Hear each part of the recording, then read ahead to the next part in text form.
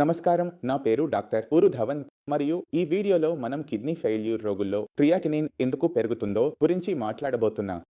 Creatinine గురించి మాట్లాడినప్పుడు creatinine ఎలా తయారవుతుందో, ఎందుకు తయారవుతుందో, ఏ కారణంగా తయారవుతుందో మరియు ఇది కేవలం కిడ్నీ ఫెయిల్యూర్ రోగుల్లోనే ఎందుకు చేరుకుంటుందో అర్థం చేసుకోవడం అవసరం. క్రియాటినిన్ అనేది మన మాంసపేశుల్లో తయారవుతున్న ఒక ఉత్పత్తి. మనం ఆహారం తినినప్పుడు ఆహారం జీర్ణం అవుతుంది. ఆహారం జీర్ణం అయ్యాక మనం మాంసపేశులకు శక్తిని పొందడానికి ఆహారం చేరినప్పుడు ఆ ప్రక్రియలో మసిల్ మెటబాలిజంలో ఒక బై ప్రొడక్ట్ క్రియాటినిన్, అంటే మనకు మాంసపేశులు ఉన్నంత వరకు ఆ వ్యక్తి శరీరంలో క్రియాటినిన్ తయారవుతూనే ఉంటుంది. ఎవరికి మాంసపేశులు తక్కువగా ఉంటే క్రియాటినిన్ తక్కువగా తయారవుతుంది. ఎవరికి మాంసపేశులు ఎక్కువగా ఉంటే వారి శరీరంలో ఎక్కువగా తయారవుతుంది. అంటే చెప్పాలంటే క్రియాటినిన్ శరీరంలో 24 గంటలు తయారవుతూనే ఉంటుంది. కానీ ఇప్పుడు క్రియాటినిన్ తయారవుతుంటే, మలినాలు తయారవుతుంటే దేవుడు మన సిస్టంలో ఏదో ఒక విధంగా ఏర్పాటు చేసి ఉంటాడు. అది మన శరీరంలో నియంత్రణలో ఉంటుంది. అది మీ ఆలోచనల ప్రకారం మన కిడ్నీ 24 గంటలు 365 రోజులు ఆగకుండా పనిచేస్తూనే ఉంటుంది. రక్తం దాని లోపలికి వెళ్తుంది, ఫిల్టర్ అవుతుంది. ఫిల్టర్ చేసిన మలినాలు వేరుగా అవుతాయి మరియు శుభ్రమైన రక్తం మళ్ళీ సర్క్యులేషన్లోకి వెళ్తుంది. ఆ క్రియాటినిన్ ఆ మలినాలను మనం మూత్రం ద్వారా శరీరం నుండి బయటకు పంపిస్తాము. అందువల్ల క్రియాటినిన్ స్థాయి మన శరీరంలో పెరగదు. కానీ ఏదైనా కారణంగా కిడ్నీ విఫలమైతే, బీపీ కారణంగా, షుగర్ కారణంగా నష్టం ఏమిటంటే కిడ్నీ యొక్క ఈ పని చేసే సామర్థ్యం, రక్తాన్ని శుభ్రం చేయడం, బయటకు పంపడం, అది తగ్గడం ప్రారంభమవుతుంది.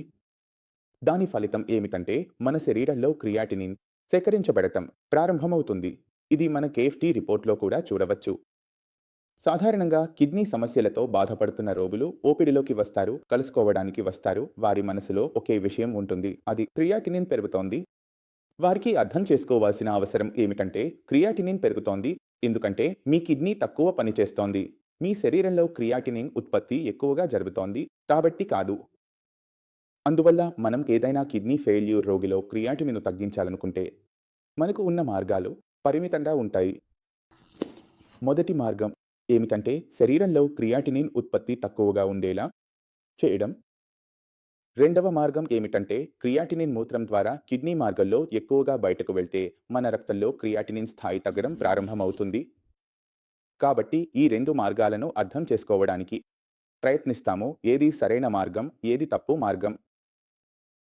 కాబట్టి నేను ఏదైనా రోగికి మీరు కేవలం గియా లేదా టిండా తినాలి లేదా మిల్లెట్స్ తినాలి లేదా పోషకాహారం తినాలి, దాంతో మీ బరువు తగ్గుతుందని చెబితే అది క్రియాటినిన్ స్థాయిపై ఎలా ప్రభావం చూపుతుంది? మనం బరువు తగ్గించే ఆహారం తింటే లేదా తినకపోతే మన బరువు తగ్గడం ప్రారంభమవుతుంది. మన కండరాలు తగ్గడం ప్రారంభమవుతుంది. దాదాపు 5 కిలోల బరువు తగ్గినప్పుడు క్రియాటినిన్ స్థాయి ఒక పాయింట్ తగ్గుతుంది. అంటే నా బరువు 80 కిలోలు ఉంటే నేను దాన్ని 75కి తీసుకెళ్తే నా క్రియాటినిన్ స్థాయి 5 నుండి 4కి తగ్గుతుంది. ఇక్కడ కిడ్నీ పనిచేసి దాన్ని బయటకు తీయలేదు. మేము ఏమి చేశాము అంటే మన శరీరంలోని కండరాలను తగ్గించాము. కండరాల్లో క్రియాటినిన్ ఉత్పత్తి తగ్గింది. అందువల్ల మన క్రియాటినిన్ స్థాయి తగ్గింది. క్రియాటినిన్ స్థాయిని తగ్గించడానికి ఆహారాన్ని తగ్గించడం అత్యంత ప్రమాదకరమైన పద్ధతి. ఎందుకంటే మన బరువు తగ్గినప్పుడు మన శరీరంలో బలహీనత వస్తుంది. ఇప్పుడు ఒక కిడ్నీ ఫెయిల్యూర్ రోగి శరీరంలో చాలా పదార్థాలు లీక్ అవుతున్నాయి. ప్రోటీన్ కూడా లీక్ అవుతోంది. శరీరం బలహీనంగా మారుతోంది. కాబట్టి మనం బరువు తగ్గించడం ప్రారంభిస్తే రోగికి డయాలిసిస్ ఎంపిక తగ్గడం ప్రారంభమవుతుంది. రోగి బలహీనంగా మారడం ప్రారంభమవుతుంది. రోగి శరీరంలో వాపు రావడం ప్రారంభమవుతుంది. హిమోగ్లోబిన్ తగ్గడం ప్రారంభమవుతుంది. రోగి మంచం నుండి లేవలేకపోతాడు. బలహీనత చాలా ఎక్కువగా వస్తుంది మరియు కిడ్నీ కూడా తక్కువగా పనిచేయడం ప్రారంభిస్తుంది. ఎందుకంటే మీరు శరీరంలో ఆహారం పెట్టకపోతే మీ కిడ్నీకి కూడా ఆహారం అందదు మరియు కిడ్నీకి ఆహారం అందకపోతే అది మరింత బలహీనమవుతుంది. ముందే అది బలహీనంగా ఉంది మరియు మరింత బలహీనమవుతుంది. కాబట్టి మీ క్రియాటినిన్ స్థాయి తగ్గింది. ఇప్పుడు అది పెరగడం ప్రారంభమవుతుంది మరియు ముందు కంటే ఎక్కువగా పెరుగుతుంది మరియు శరీరంలో బలహీనత మరియు ఇతర సమస్యలు కూడా మీకు కనిపిస్తాయి. అయితే మనం చేయాల్సింది ఏమిటి? మన కిడ్నీతోనే పని చేయించుకోవాలంటే కిడ్నీకి నష్టం ఏ కారణం వల్ల కలిగిందో మనం అర్థం చేసుకోవాలి. ఎందుకంటే 80% రోగులలో బీపీ లేదా షుగర్ ఈ రెండింటిలో ఒకటి కారణం అవుతుంది.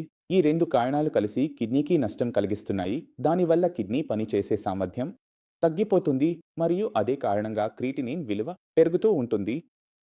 క్రియాటినిన్ విలువ పెరిగే కొద్దీ మన జీఎఫ్ ఆరంభం కిందికి వస్తుంది.